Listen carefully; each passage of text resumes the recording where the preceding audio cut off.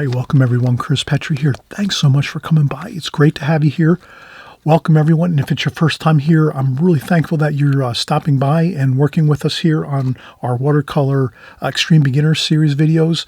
This is for actually people, artists. We're fellow artists here. If you're just beginning, this is the perfect video. You're at the right place at the right time. Extreme Beginners videos are really when you're just starting out. You need some really good tutorials that can kind of walk you through the process and the methods and the techniques of watercolor, give you the fundamentals. You don't need to learn all about the details all up front, all the fine details of watercolor in the beginning. You just need the fundamentals, and that's what we're going to cover here, the fundamentals. And we're also going to cover a few extra things too you can put to use for your watercolors. And let's get started. So again, we're just going to go over how to use plastic film, which is called Duralar. I'll cover everything. I will, in just a few seconds, I'll give you the name of the actual plastic film that we use. But you take this film, you make a crosshair, you put it on your subject matter. So here we're using our iPhone. I'm using my iPhone to create a painting. We're going to use, you can use your laptop, you can use your home computer, you can use a TV set, you can use anything you want, pictures, photographs, whatever it is. You take your crosshairs, you tape it down to your phone. You have your crosshairs like so. Then you draw those same crosshairs on your paper, on your watercolor paper, and then you draw and paint with this in mind, and you become much more locked into exactly where all of your subject matter needs to be. So here you can see I got my laptop perfectly laid out on my paper because we use this crosshairs here, which is 4 sections, 1, 2, 3, and 4. And we did the same thing with our pencil on our paper. So it's a really fun way to use the crosshairs. You can use more. We're going to cover all the details of this. And then, of course, we're going to use our palette, all of our gorgeous paints and washes. We're going to show you how you're going to create all your light washes and then your darker washes over top. We're going to use the glazing technique. Again, that's another technique we're going to use here. You're going to learn all about the glazing technique in this video. So you're going to learn myriads of information here. I'm hoping you'll stick with us here. Have fun, join along, and we'll get started with the first part of our video, which covers the technique of using plastic Duralar film to create some hatching so that you can actually transfer that onto your paper and get your composition just the way you want it on your paper. Okay, we'll be right back. All right, so we're going to continue on here. We just saw the finished painting. And we just talked a little bit about our method and techniques we're going to use in this video. Something a little different. I like to mention that you can always find ways to make your paintings and your drawings more simple to get onto your paper and paint. So this is what I'm hoping. I've covered this before, I think maybe once or twice, even maybe 3 or 4 times on my channel over the last 5 years. I've probably did this type of method and technique numerous times, but not that many times. I don't do it all the time. It's a little more time consuming, but it really is tremendously helpful. So I'm hoping you will try this. Many of you, I think, should say some of you have tried this, and you probably already are using this now in your work and your drawings and your paintings, and I'm really happy that you're doing that. But for some of you that might not have tried this yet, I'm hoping you're going to try it. And this is an Extreme Beginners video too, so I don't think I've ever worked with this method with the Extreme Beginners videos series. So let's try it out. I think you're really going to have good success with this. So basically the fundamental idea here is using plastic film, which is called Duralar. It's basically a very, very a decent thickness film. It's almost like the plastic that's on packaging that you purchase when you're buying products or maybe baked goods. Sometimes there'll be a baked goods box where it has like a box, and then it has like a window, a clear plastic film window where you can see the baked goods in there, cookies, treats and cupcakes and cakes and things like that. So that's what this is. It's basically the same type of plastic, except this is called Duralar, in case you want to pick something up like this. It's really good. It's called Duralar, and it's 0.004 film or sheets of plastic, and they come in like a pad or a pad of sheets of clear plastic, and they're you can get all different sizes. I have a 14 by 17 pad of Duralar. You can buy them very large if you want to do a larger painting, bigger than 14 inches by 17 inches, and you want to use a plastic film for your creative processes as you're working with your artwork. That's great. So I'm just going to kind of cover something that you can do with Duralar. It's really great. You can use, it's a lot of uses. You can apply it in all kinds of different ways. If you have it with you and you're using it and you try it out with this type of exercise, I think you'll find more ways to use it. There's a lot of different ways to use it. I use it in a lot of different ways. I won't cover all those right now. I'll just cover what we're doing on this video on how I use it. But basically, again, it's Duralar. That's the brand. You can probably find other things like this, but it's 0.004 thickness. That's the plastic, the film. That's the thickness. That's what you want. You want something of a decent weight and something that you can clear off the magic marker when you're done using your Sharpie markers. I use red Sharpie marker on this one here, this plastic film. And then when we're done here, I'll show you how easy it is. You can just clean it right off, and then you'll be ready for your next project with it. So this is multi-uses. You know, it'll last you forever, actually. If you buy one pad of this Duralar, it'll last you a lifetime. So basically, it's a clear film, and you can use it to actually help you, again, with your compositions, your drawing, your painting process. So what I did here is I just took a small piece of it that I cut off of a 14 by 17 sheet, and then I used Scotch tape and just taped it to the top of my phone. And then I took a photograph that I wanted to use of a lighthouse, and I said, well, how can I make it easier to figure out where I'm going to put my lighthouse on my paper? And this is the perfect way you can do it. And you can use this for any painting, anything. It's just so happens to be I'm doing the lighthouse, but it could be a painting of a barn or a house or a seascape or a landscape or anything like that.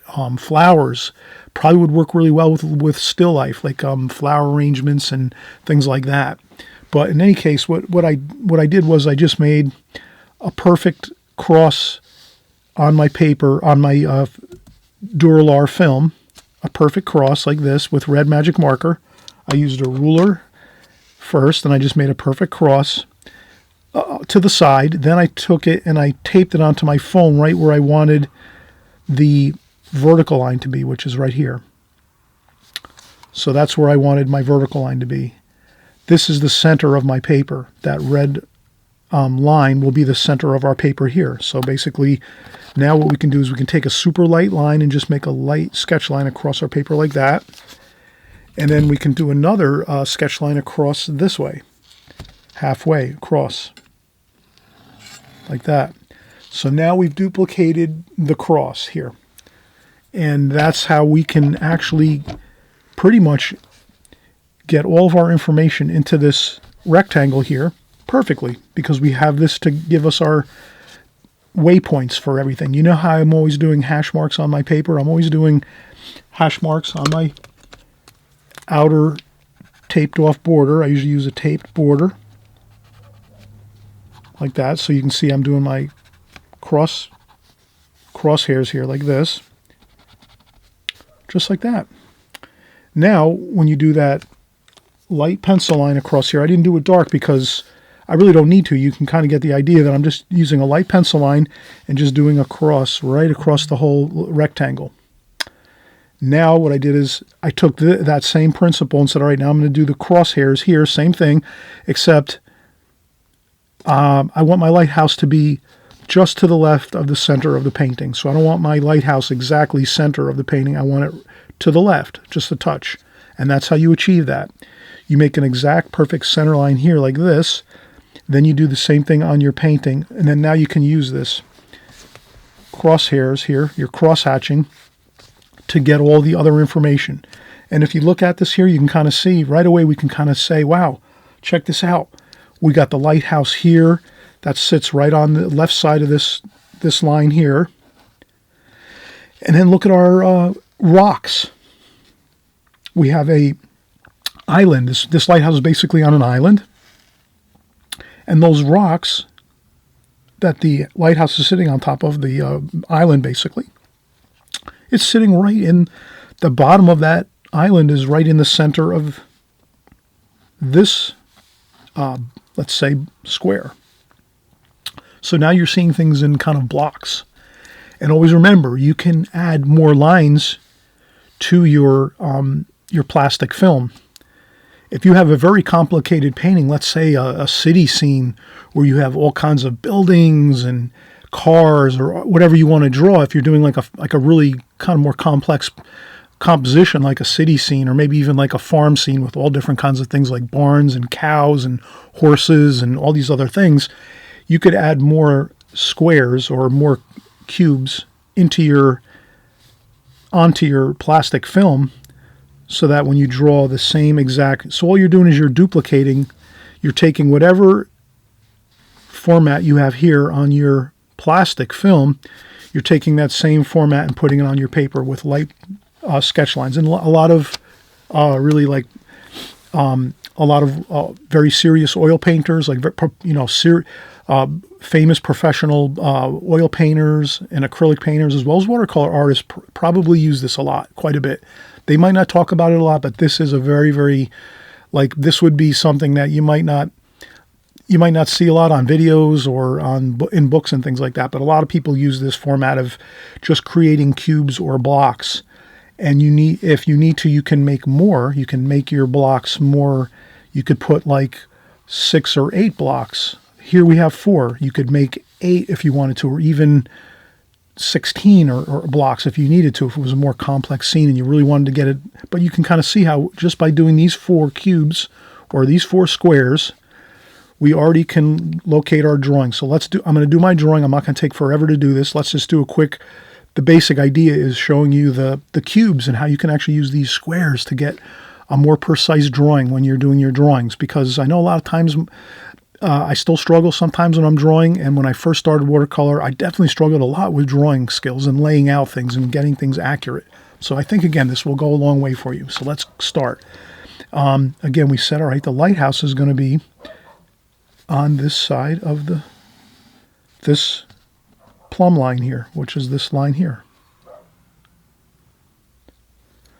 And then we said that the island, this rock, all these rocks in this island formation here, that's centered on these bottom 2 squares or cubes, let's call them. So let's try it out. Now let's get our lighthouse going. And then we could say, all right, our rocks are about halfway like this. I apologize for the barking dog. It sounds like something is perturbing the dog next door, my neighbor's dog. It might be like another animal that's out, like a cat or another dog. And they're just along the fence there. Everything's fenced in over here by my house, by the neighbors. So it must be taunting the dog next door. He's usually very mellow and doesn't bark at all. Once in a while he barks. Now he's barking incessantly, which I think something is perturbing him. But I know you have pets, many of you, and you probably deal with this all the time. So in any case, here we're doing our rock island. We're going to try to focus and forget about the barking. And then the island comes across here like so, like that.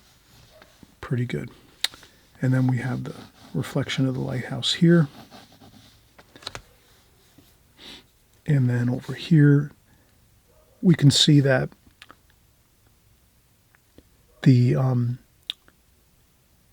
there's basically a roof on the bottom of the lighthouse that goes across about right there.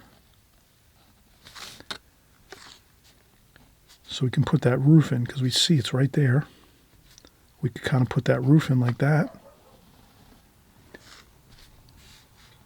Like that. And then the lighthouse starts about right on that center line, that red line there that we drew in on our plastic film. And then the lighthouse has got a little bit of a lean to it. Let's not worry about that. It kind of looks good. If it's leaning a little bit, I don't think it would look great if it's perfectly straight. And that's about where the lighthouse stops. The lighthouse here, where the catwalk is up here, where there's a steel platform that wraps around the whole lighthouse, that's about halfway up. So right away, we're starting to see that you can use your, again, your squares and your lines to help you. So you would say, okay, wow, halfway up this cube here, so the top left cube right here, like this top left cube, halfway up that cube is where that catwalk right there, that steel platform that goes around the top of the lighthouse, that's where that starts, about halfway up. So here's about halfway point, and then you can just go across and get the catwalk in there like that. And then this is the other side of the lighthouse that goes up on a sort of a conical shape. It's not quite. I'll just erase a little bit. I'll slim the lighthouse down. Maybe I'll go over here and then slim this down a little bit too. So yeah, let's do that. Let's kind of like that. That's much better. I guess what I'm saying is the lighthouse definitely has like a, the lighthouse has pitch, angle going upwards like this, almost like it's like a cylinder basically. So you can imagine this is sort of like a you could envision this as like a thimble. This could be like a thimble, that kind of shape. It's like a cylinder shape, a thimble, or like a tube of paper, like a paper towel tube. It's basically a tube shape, a round spherical tube, and it's going up like this, but it's also tapering in just a little bit, not quite straight like a tube would be, like for a paper towel tube, but in like this. So we just account for that. A little bit of tapering, not much though, just a little bit, and then you have that. Then we have the catwalk, and that just juts out a little bit like so, like that. And then sometimes you erase a little bit just as you're working. So we erase a little bit here. And then we just make the railings going around the top of the catwalk here. Those are the railings, and then it steps in the lighthouse here for the actual light itself. There's the top of the lighthouse, and that's kind of steps in a little bit. You can kind of see it goes in a little bit on each side. You kind of have to feel that out, see how, take your time with it, kind of look and say, oh, what does that look like? Well, it looks like about maybe a little bit more than a third of the top of the lighthouse. So if this is thirds, it's a little bit larger than a third. So you might have like a quarter, and then 1/2 thickness here. So you're kind of stepping in about a quarter of the way on each side, and then you have another halfway for the center of this. And then we'll do we have another catwalk up here around where the light is itself, the actual glass and the light of the lighthouse. And then there's an oval up there, so you can make an oval for the underside of the top cone of the roof, like that. And then there's an antenna up at the top. And then there's maybe a lightning rod up here, like that. And then there's the light in the center of the lighthouse, like that.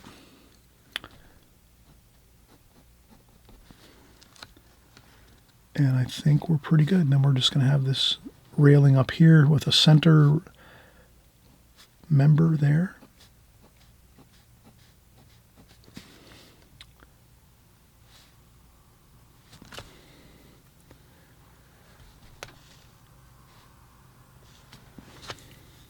So I'm just doing my railings, a little bit of detail to the railings. These are the supports for the underside of that walkway on the top of the lighthouse, like so. And then there's the same thing up here. There's smaller supports for the underside of that walkway up top.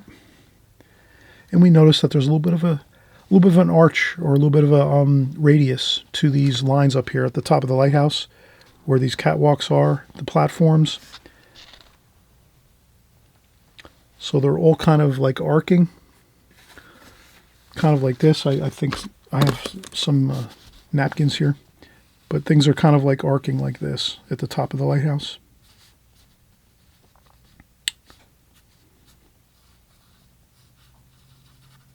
like this. Things are kind of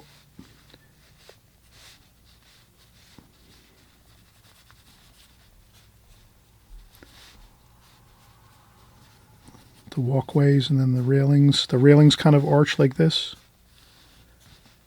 Just to kind of, you want to have a little bit of arch to it, a little bit of a radius to it. Like we wouldn't want to make it like straight like that, the railings. You could do it that way though too, that's all right. Might look good actually, you know.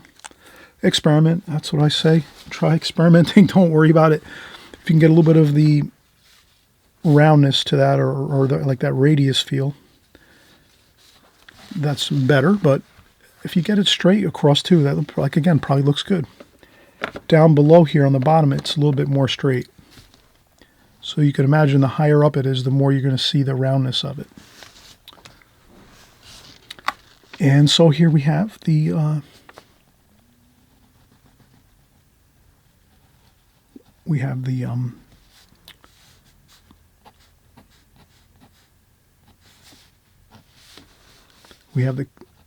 roof that goes around the lighthouse and the railings. And there's the doorway for the lighthouse over here, like that. We're not going to get too much detail going here. We just might make a quick little few. There might be a hoist over here for boats. So we'll just make a hoist over here like that.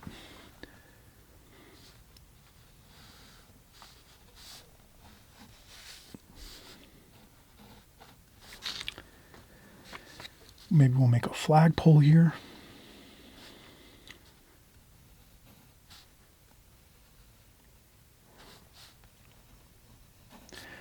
And you can kind of see I'm using my lines. There's the red line. I did my flagpole up here and then the flag over here. Just like that. The hoist for the boats over here. Same thing there.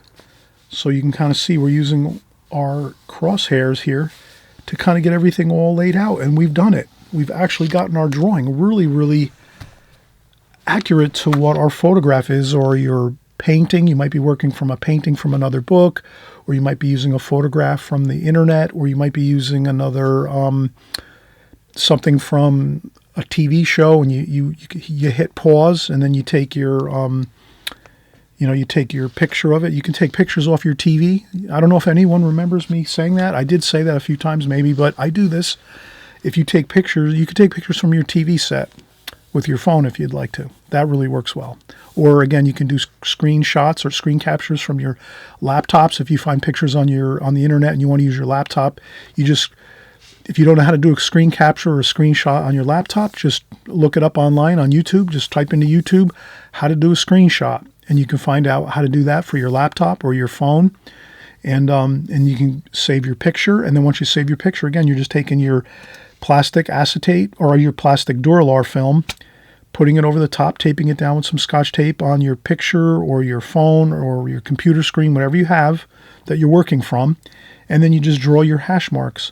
We drew our hash mark perfectly centered, crosshairs, equal distance, halfway across, halfway down, or halfway up, we could call that.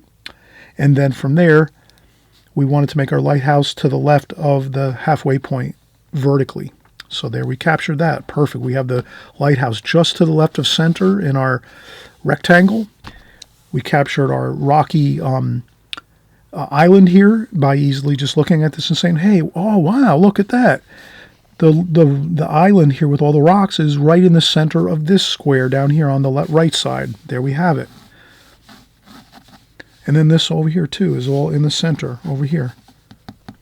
And then our flagpole, that comes up, and the flag is resting right on the vertical line, horizontal line we drew across here, this red line across here. So we have that.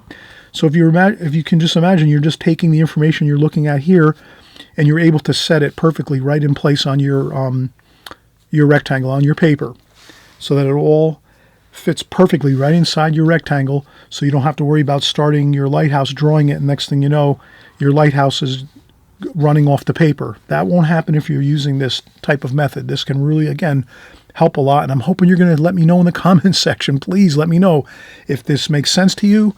If you need more ideas on this, we can do more videos like this. Give me a thumbs up. Let me know in the comment section. And also, too, again, let me know if you've tried this in the past and said, yeah, tell me, say, Chris, oh, yeah, I did this a year ago when you showed this video about it, and I did it, and it works great. You know, give me some feedback. Let all the people in the comment section know how it worked for you. Many people look at the comments in the comment section, and it'll help them, too, a lot. You know, we're all here to help each other as artists. Let's do it. Let's work together, help each other out. And again, if you have valuable experience with this, where you've been doing this for a while, or you've been using it a long time, whatever, it's great. You can let us know in the comment section. And let's get started with the painting, though, because we're ready to paint, basically. We have all the information here now on our paper, and now we're ready to go in and paint. And we feel much more confident about our painting now, because we know we're going to go in. We created our drawing with a really good scale and a really good design, where we were following something that we could really trust in. We can trust this format of using crosshairs, and we can do more grid. This is like a grid, basically. So we can add more lines to this grid if we need to, if it's a more complex painting. Does that make sense? So if there's a lot more things in your painting and you need to have more lines, you would just add to your grid, add more lines to it. The only thing is, you're always going to draw the same grid that you have on your plastic, and over the top of your subject matter, your painting, you're going to do that same grid the same way on your paper. So you're going to follow what's here and transfer it down here. So basically, it's a matter of transferring what you're seeing here down onto your paper. And again, you're transferring your lines first and foremost the same way onto your paper, the way you want it to rest on your paper, if that makes sense. So, but you have to try it out a few times, get used to it, but it'll all make sense to you once you start using it and trying it out. But the simplest way is to try it out with the crosshairs, just the two lines, vertical line, horizontal line, right down the center. Then from there, you try that first, then you can adjust the lines. You can make the lines anywhere you want, actually.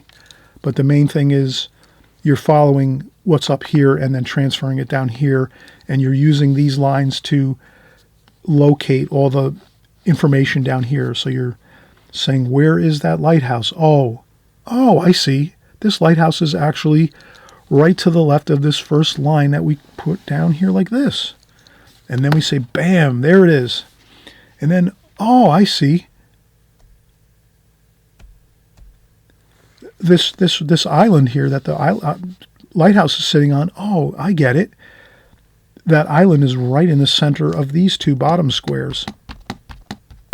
And then we put the island right on these two bottom squares in the center of those squares this way. And that's how it works. Okay, well, let's start painting in just a second.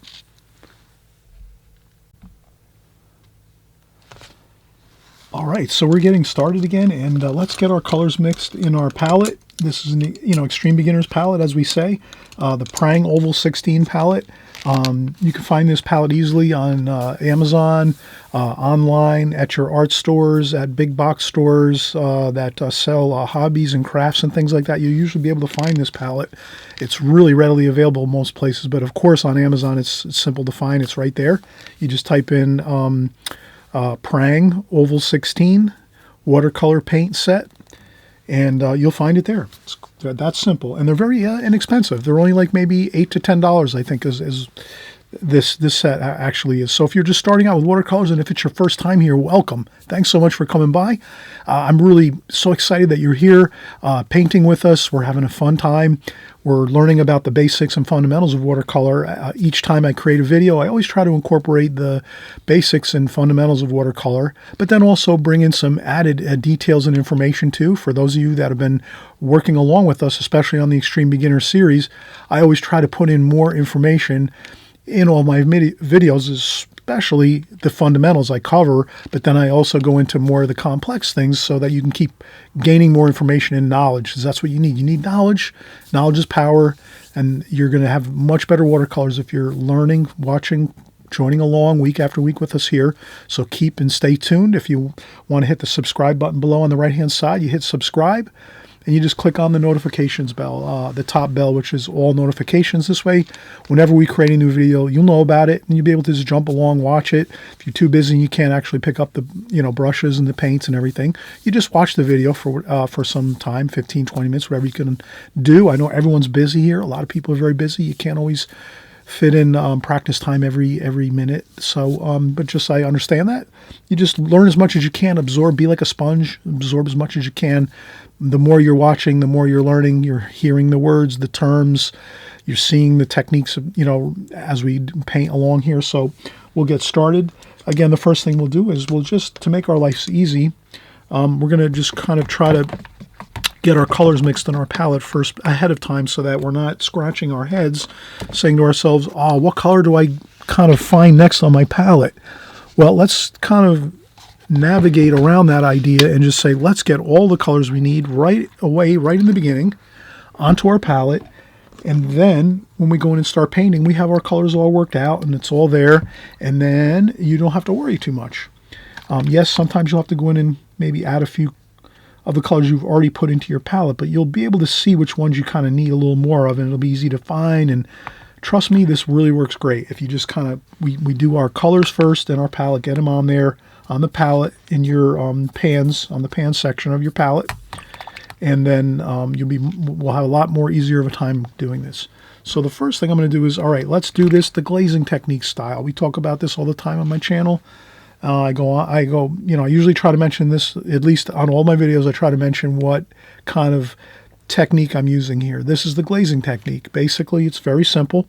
Glazing technique, you're going to do a light wash over the whole painting first with your light washes of color, very, very light washes, and then you let that dry 100%.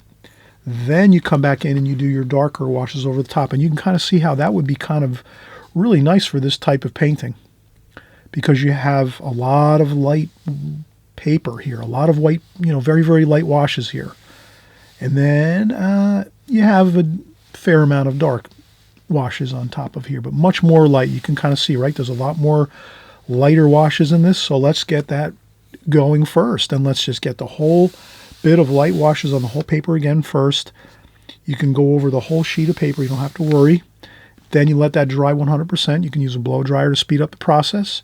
And then we'll do those darker washes over the top. Okay, so now let's talk about colors. We're just going to get some sky colors. Blue. This is kind of like a French ultramarine blue there, or like a cobalt blue. And again, remember, these first washes are light. So we're not going to use a lot of thick paint. We're just going to get the color in there. We're going to use some of this blue, which is kind of like a cerulean blue. We're going to add some orange to that. And some orange to this too. Just a touch of that. Orange. We'll use some more orange up here. And yellow. And again, these are light washes in the beginning, so don't feel like you don't have to really use much paint. Just a little bit of paint. Get the little bit of paint that you need in the palette. That's kind of like a yellow ochre, raw sienna kind of color if you're used to some of those colors. I know sometimes many of you are painting with regular tube paints, and so I'm just going to mention that color too so you can kind of know that's a raw sienna right there. Again, this is a French ultramarine blue, cobalt blue, and then this is like a cerulean blue down here. So now we're starting to get into some beautiful warm and cools. Warms, cools. Always want to have both of those working in your paintings at all times. You want to have some red. Let's do some red up top here. This is kind of like an alizarin crimson red. We want to have some beautiful red colors. That red color looks really nice with skies. And also, let's go with, I think I'm going to mix in a little bit of green over here in my blue area. I'm going to mix a little bit of green and just kind of keep it separate over there on this side over here, if you can see, like that. And then I also need some orange and red over here. And some green too as well. Orange, red, and green, brown. So I'm going to make like a brownish red, orange, and that'll be for the some of the foundation of the lighthouse and some of the rocks and things. So we're going to have, again, some really nice washes here. Now, we said these are going to be lighter washes, so we didn't use a lot of thick paint. We didn't really get a lot of thick paint here. We just used a little bit of that paint mixed with water, so we have more of a lighter looking mix here. Now, what I'll do is I'll get my paints all prepped in my palette like we did here. Now we're all set. Now we're going to empty out the water because we just mixed all those colors. We will empty out the water and get fresh, clean water. If you kind of have a couple splashes or something that are on your paper, don't ever worry about that. When you always finish your painting all the way to the end. No matter what kind of splashes or smudges you get on your paper, whatever that is, don't worry about it. Right now we can kind of fix this a little bit. Add a little bit of water to these bits of paint we smudged on there. Add some water to it. And then just, that's all you had. That's it. Good enough. Now let's get that fresh, clean water and wet the paper. Dampen the paper. Let's dampen the whole paper up like this. Fresh, clean water on top of the whole paper. Don't drench it too much. Just dampen the paper up. Fresh, clean water, the whole rectangle that we have here. Get it all on top there. Wet the whole paper, just like that. Make sure it's good and covered with fresh, clean water, and that's it. Let it sit there for a second or two. Now, the fun begins. We're going to have fun doing this. Let's start getting our warm and cool blues, greens. And here's where you don't want to spend too much time. You just want to get these light washes like we made here and just get them on the paper and let them mix and mingle, kind of X them across like this. Then you go in and you say, all right, I have a bunch of cool colors here. I have a bunch of blues and sort of green looking colors on there, right? And some purple. Ooh, look how good that looks. Mix all those colors together. Wow, look how good that looks. Okay, and then you go in and say, all right, let's get some warm in there. Get some of that raw sienna.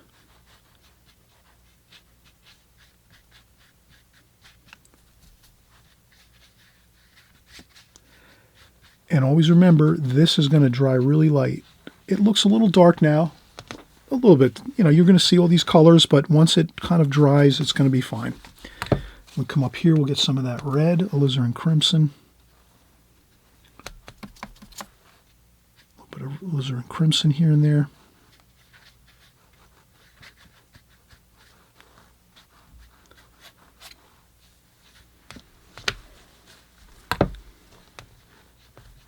Add some more water, fresh, clean water if you want, in a few places, if you want to dilute it down a little bit if you want. But I think, but you can't, the thing is now, I just want to mention this, we can't keep working and working and working. We have to kind of, at some point, I'll put a little bit of green in there too, a little bit of green down here. At some point, we just have to say, okay, that's good. We mixed enough, it's fine. And that's good. So you saw how much we worked these colors and these washes on, not long. At most, what, 2-3 minutes? And that is it. 2-3 minutes you work blending on the colors that we mixed all here in the palette. And then that is enough. We can't keep mixing because then it starts to dry, the paper, and then we'll make awkward looking smudges and things on the paper. So now it has to dry 100%. So that's the key right here with the glazing technique. Get that first wash on like we just did now. Get it on quick. Get your colors beautiful. All those beautiful colors. Mix them all around on the whole paper. But it's a real light wash. You can kind of see, right? That's really light. That's there's like hardly any, there's no darks on here at all. It's all that really, really super light wash. You get it on. You let it be. You also use a blow dryer if you want to dry it off and keep working. to get your darker washes on next. So that's what I'm going to do. I'm going to just hit the stop button on my camera. You'll even hardly notice, and we'll be back to work again in just a second. But I will take my blow dryer as I'm here in my studio, and I will, again, blow dry this all off till it's 100% dry. The paper will become, again, really, really flat and straight. Right now, the paper is buckled like this. It looks like a kind of like a roller coaster because we have all that water on there. But once I dry this off with a blow dryer for a few minutes, maybe 3-4 minutes, the key is to get that paper looking flat again and straight. And then you go in and you do your darker washes on top of that. So that's what we're going to do next. We're just going to wait until this dries, or if you want, you can use the blow dryer, do it a little quicker, and we'll get back to work again.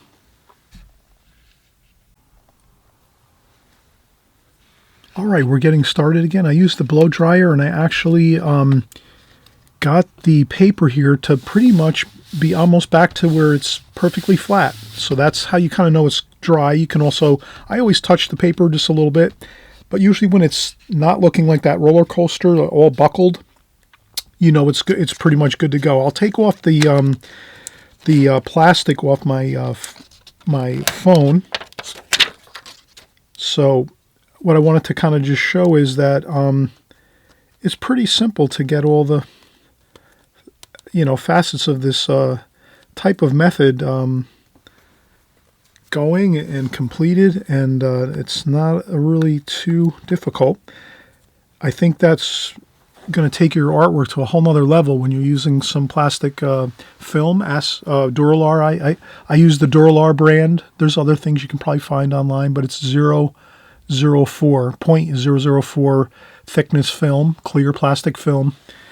And what's great about this is I just took it off the phone. So now I'll just take my phone. I'll get this back to, there we go. So now we have the Lighthouse back. We just took the plastic film off of the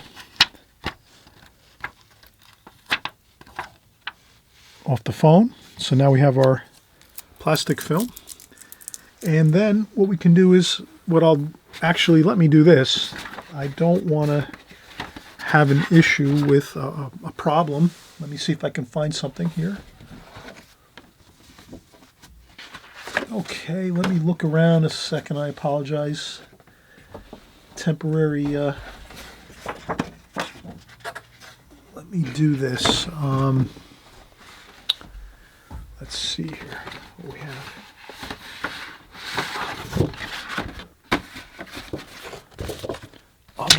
I'll use a piece of watercolor paper just like this. And what we'll do is we'll take this, and I'll show you how easy this is. You take some, this is called Goof Off Pro Strength remover. Takes off like glue, adhesive, tar, dried paint, things like that. So I'll just take this, and I'm always careful with these type of things. I usually wear gloves, but I think I'll be okay. This has got a small spout on the top like this, and then all I need is a paper towel. So I take a paper towel, and I take some of this Goof Off, and I just trickle it onto there, and you can just see how you can lift that right off. So you can reuse your plastic film over and over again, hundreds, thousands of times. And that's all we did. So now it's ready. Your plastic film is ready for another painting if you want. Clean off the Sharpie marker. I use red Sharpie marker on this one. Sometimes I use black, it depends. But red seemed to look better. It showed up better on the video here. So that's it. Now let's continue on here. Let us get started with the dark washes, so glazings. So now we're doing the darker glazings, and I think that's just really the next step is the darker washes. And we'll go in and we'll get our palette with a little bit of, we'll spritz a little bit of paint on there, water on there, and we'll start making our darker washes. And then what I'll do is right here I noticed there's a really nice looking olive green, which is basically our greens mixed together with some brown or orange for our olive green there. And then we have some orange and red. Now here I'm going with that thicker paint, right? I'm not using a lot of water, just very little water. I need more paints in my pan. I have to pick up another paint set soon. So I will do that very, very soon. But now I'm going to start getting my colors. We're looking for the orangey, brownish red foundation for our lighthouse. We're having that olivey green for the lighthouse. And then some browns too over here. Some browns and dark browns. We'll make some darker brown with some blue added to that. Like that. So we'll make some darker brown and orange colors with some blue added. And we might even use a touch of black. Maybe up here we'll use a touch of black.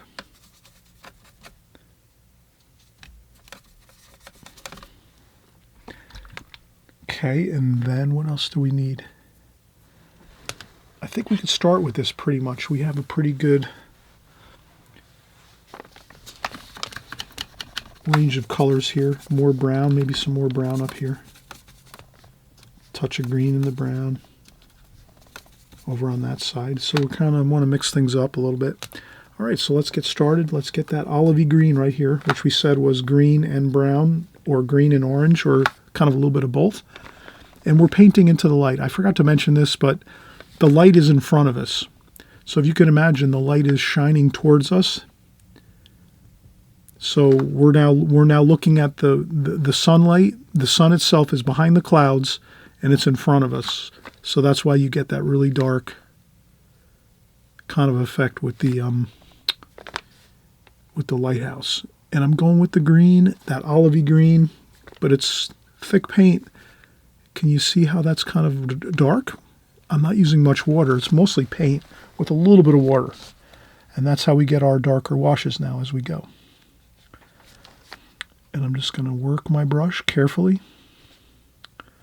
You know, you could take your brush and maybe just do simple strokes like this, just vertical strokes like this. If you're not used to maybe doing different kinds of fancy brush strokes or what have you, you can just do some just like this.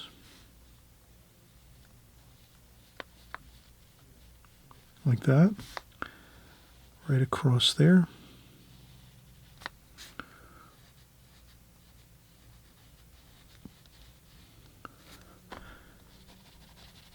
Then we have some of that reddish orange for the base of the, and brown, red, orange, and brown. That's the base of the lighthouse. Kind of blends down into the rocks. And then some more greens and browns and reds for the rocks. Let's not get too bogged down with too much. I'm doing some rocks over here. There's some more rocks along the bottom here on the water. It's darker down here. And rinse off my brush again and go back in and get some of those greens and browns. And again here, just have some fun.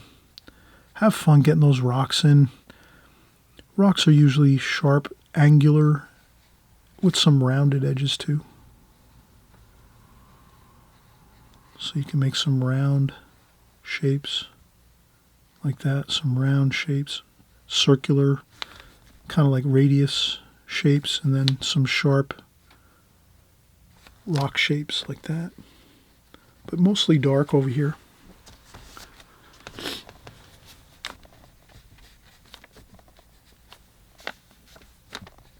And I try to mix up all the colors as we go.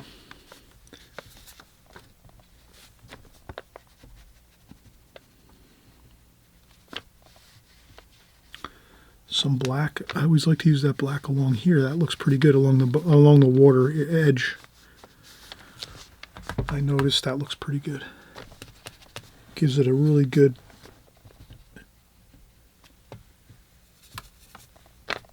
kind of like good strong line along the bottom. Okay, and there's some more rocks over here. All right, so you can kind of see how we have our island now. We did that island pretty well, pretty efficiently. Now we take some of that wash and let's just do this. That's simple. That's the reflection of the lighthouse. Maybe get a little bit of a darker, a little bit of a darker spot or two of color within that. But that's all you need, and that's it. That tells the whole story. And then a little bit of bluish green, too, like this. Get some bluish and green colors just to get some blue and green, and just do like the water is, right? The water's kind of choppy. So that's kind of how you want to make those brush strokes, just kind of choppy like this. Just back and forth like X strokes, basically.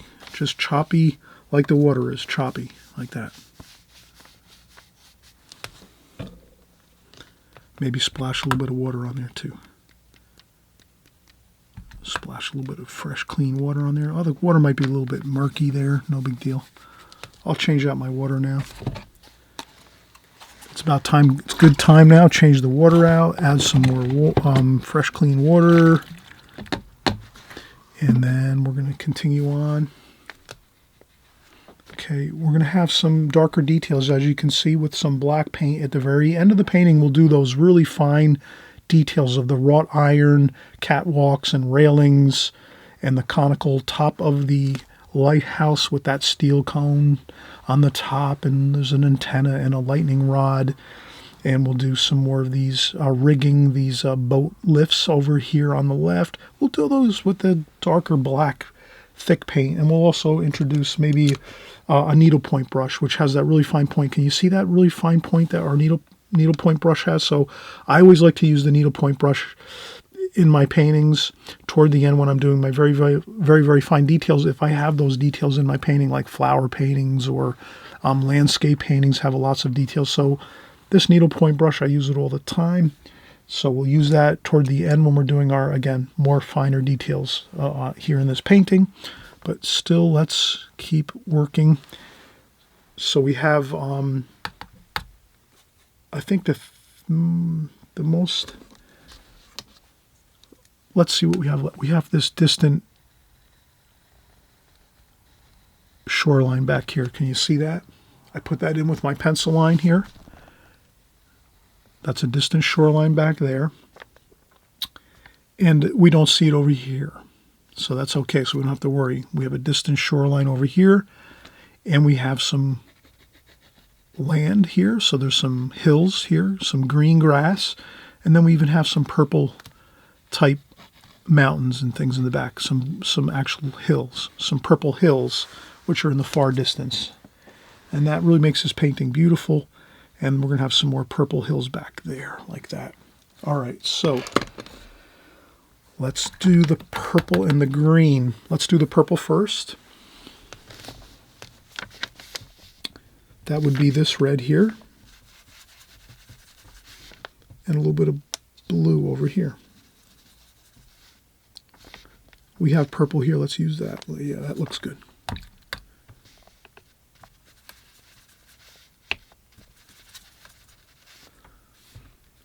Okay, let's get that in. Look how good that looks.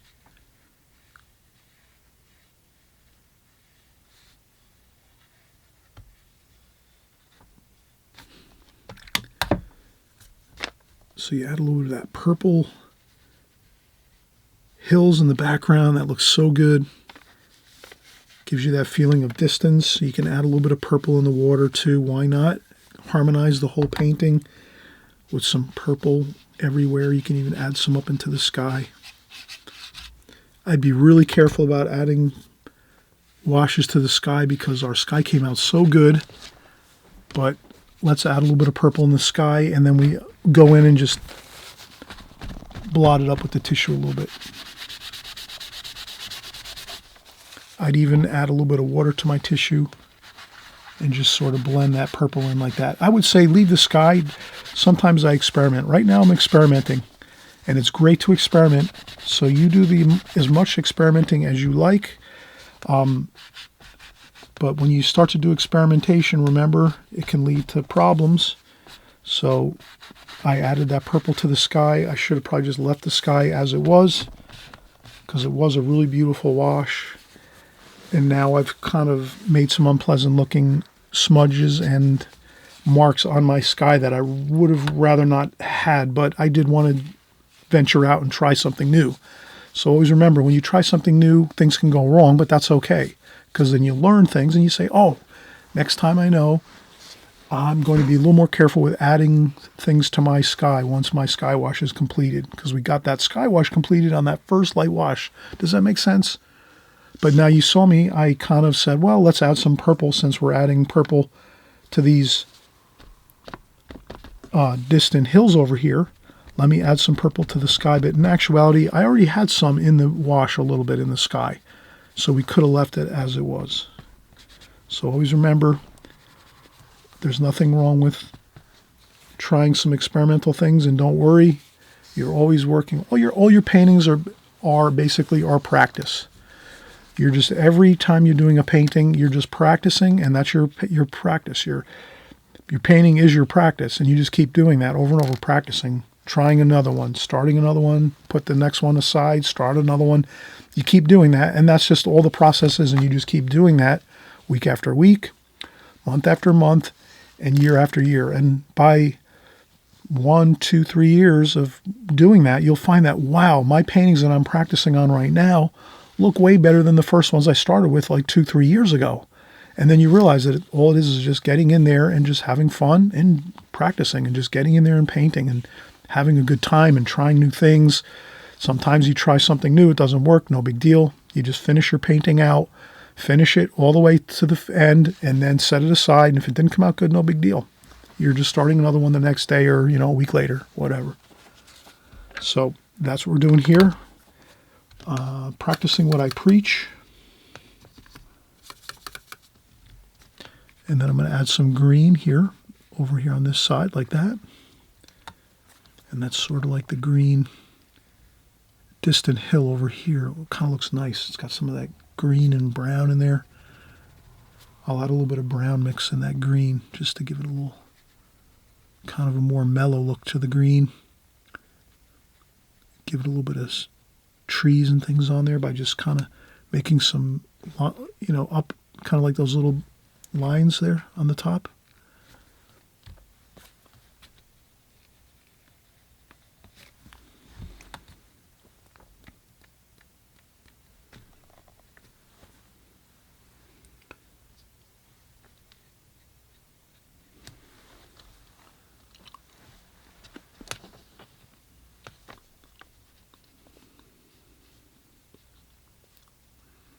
A little bit of green over here too.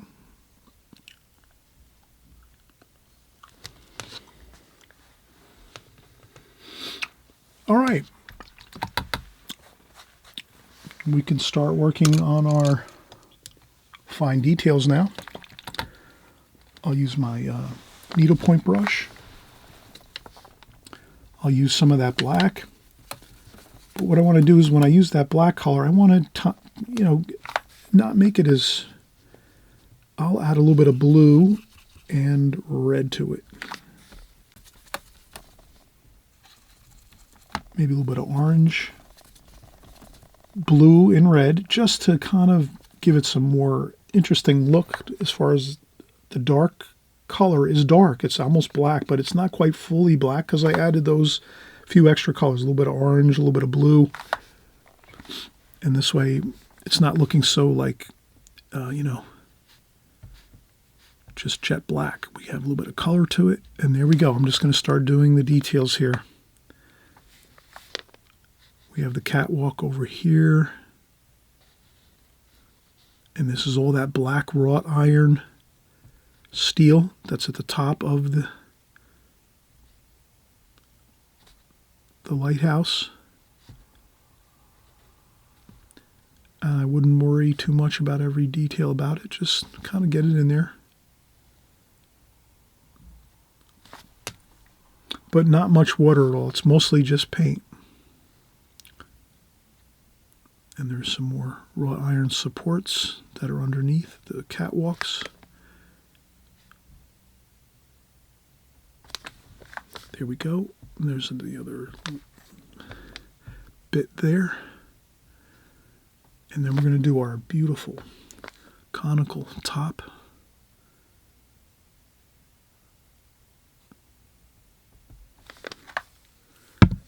We'll create our lightning rod over here. We have an antennae here. We have the underside of the conical rooftop of the lighthouse. We have the light itself in there, like that.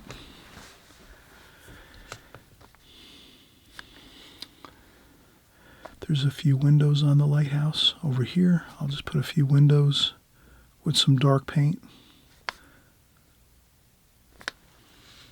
We can add a little bit of light paint to these windows if we want. We'll try that. Again, the same thing. Let's get the roof on here. So essentially right now what we're doing is just adding in all those really beautiful dark black wrought iron steel members that are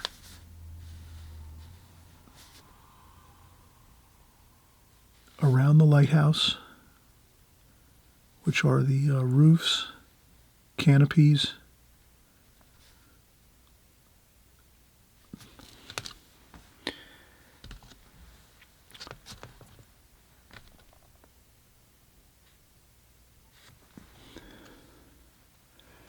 there's a little more.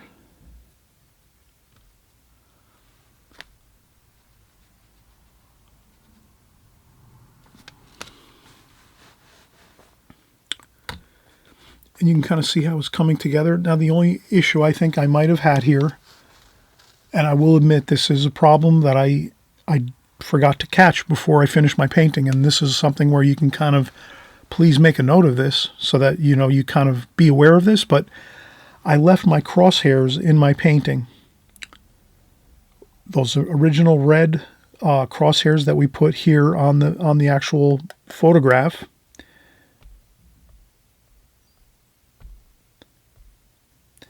I left them in my painting. So really the best way to go about it is once you have your drawing all completed 100%, then you'd erase those cross lines that we have here, because you wouldn't want to leave those in your painting, obviously. So you do see that it is here in my painting. It's pretty visible. We'll zoom in just a little bit so we can kind of see. You can kind of see these, how I left these in. I didn't mean to do that, but I get so caught up in having fun here and doing the video and working with you all that I lose track of what I'm doing sometimes. I apologize. So that's kind of what I'm saying is before you start your painting, then you erase that first original crosshair lines that you created. That's all. That'll be a really big help. So, all right, that's just that one tidbit of information that's going to be really good. All right, this here, let's just do our final remaining. This is our hoist for boats and rigging and things. We're going to do our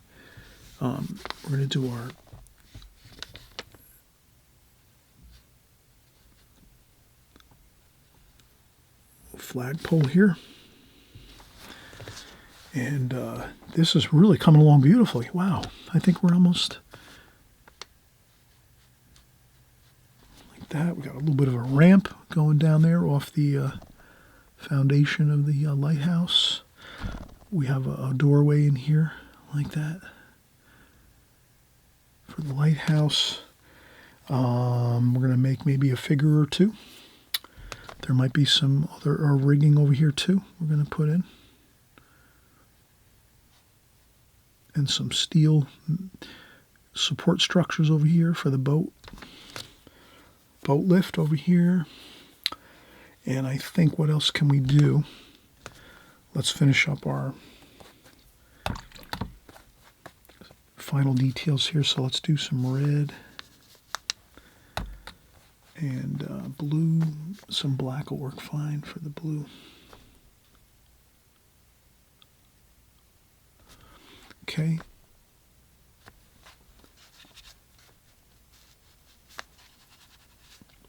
Then we're just going to do our beautiful American flag here. Like that.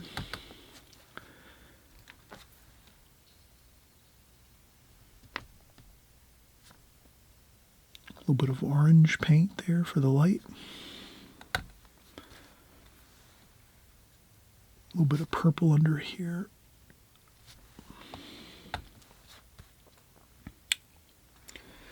And then maybe we'll get some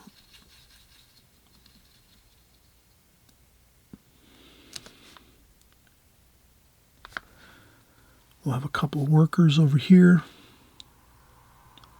I'll put some yellow rain suits. So we have some sailors and some workers along the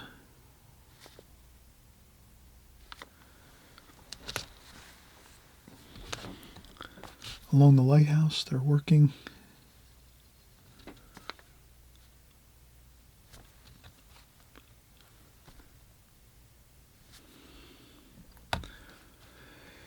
And then what else do we need here? I think, what else do we have?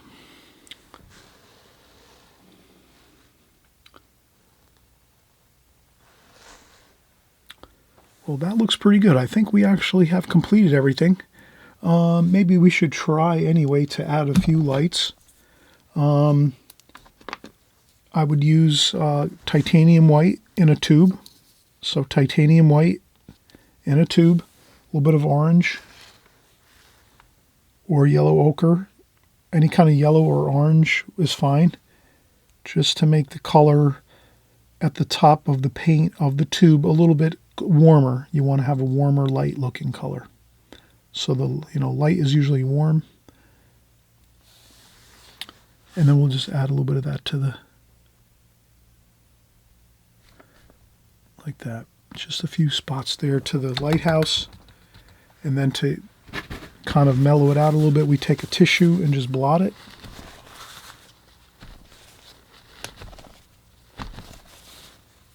And maybe go back in too and just one more time.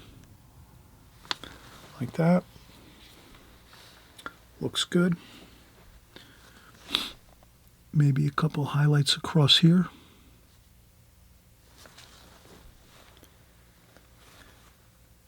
Can't hurt to add a few little highlights there on the top of the steel structures. There's a little bit on top there. Maybe on top of the lighthouse, we have a little bit of light there.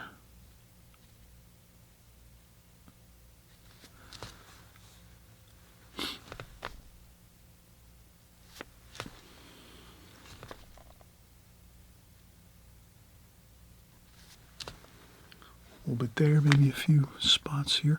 The thing is, when you add a little bit of that titanium white with a little bit of orange or yellow, use it very sparingly, please. Please use it sparingly. Don't feel like you have to add it many places. Just a few spots, not many at all.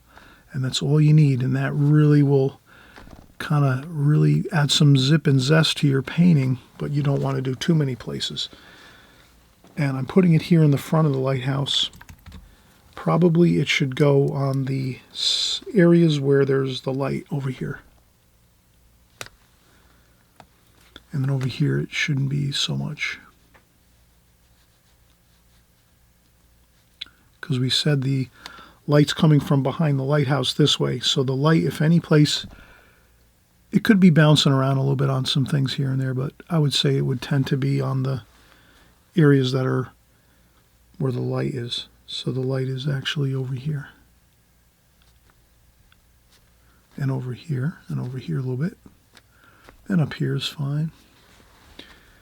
And of course on the tops of these rocks you can add a little bit of light.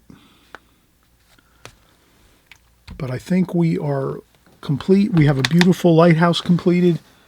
We saw how you can use your grid patterns with your plastic film over the top of your subject matter, whether it's a picture from a book.